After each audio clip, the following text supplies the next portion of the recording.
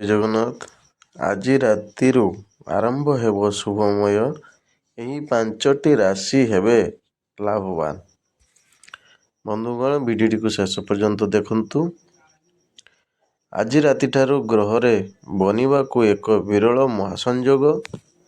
ଏହା ଫଳରେ ଏହି 5ଟି ରାଶିଙ୍କର ଭାଗ୍ୟ ଖୋଲିବାକୁ ଯାଉଅଛି। ଆଜିଠାରୁ ଏମାନଙ୍କର ଭାଗ୍ୟର କବାଟ ଖୋଲିବାକୁ ଯାଉଅଛି। ବନ୍ଧୁଗଣ, ମହାଦେବଙ୍କ କୃପାରୁ ଏବେଠାରୁ ଏମାନଙ୍କ ସବୁ ଇଚ୍ଛା ପୂରଣ ହେବାକୁ ଯାଉଅଛି। ଏମାନଙ୍କର ଅଟକିଥିବା ସବୁ କାମ ପୂରଣ ହେବ। ବନ୍ଧୁଗଣ, ଏମାନଙ୍କ କୁଣ୍ଡଳୀରେ ଧନଲାଭର ଯୋଗ ଅଛି।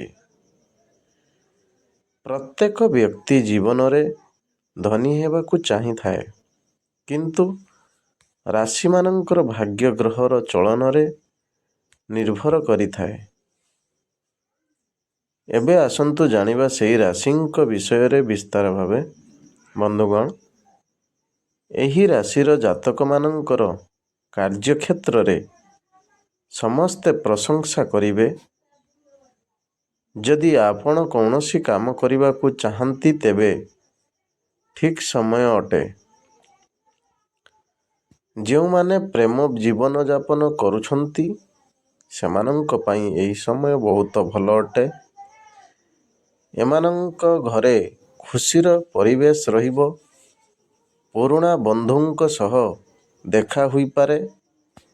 ନୂତନ ବନ୍ଧୁ ମଧ୍ୟ ଆପଣ ବନାଇବେ।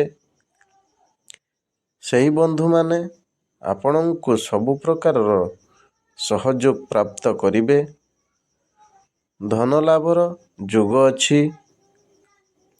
ପୁରୁଣା ଟଙ୍କା ଫେରସ୍ତ ପାଇବେ।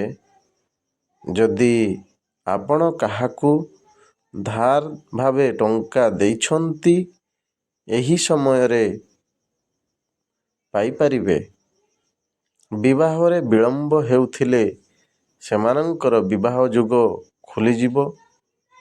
ବିଦ୍ୟାର୍ଥୀ ପରୀକ୍ଷା ପାଇଁ ପ୍ରସ୍ତୁତ ହେଉଥିଲେ ସଫଳ ହେବେ। ଏହି ରାଶିର ଜାତକ ନୂଆ ଯାନବାହନ କିଣିବାକୁ ମନ ବଳାଇବେ।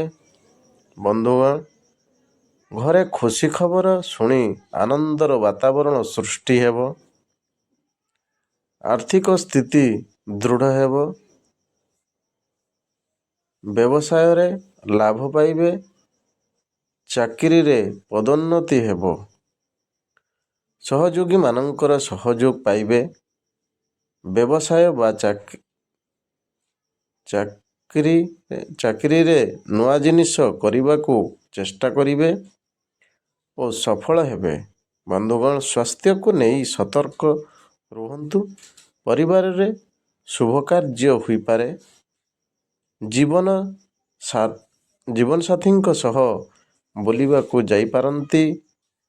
ବନ୍ଧୁଗଣ, ପରିବାର ସହ ସୁଖର ସମୟ ବିତାଇବେ।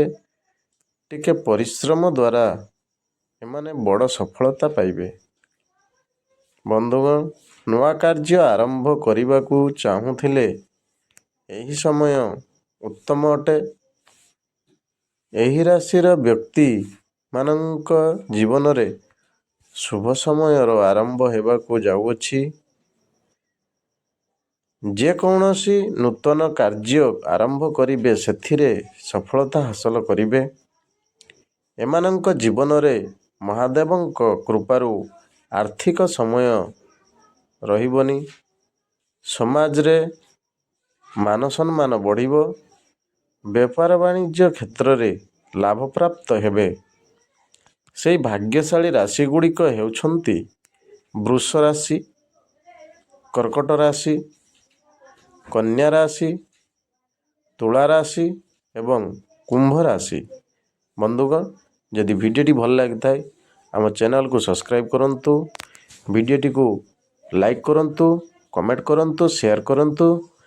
ଜୟ ଜଗନ୍ନାଥ, ଜୟ ମା ଲକ୍ଷ୍ମୀ। ଧନ୍ୟବାଦ।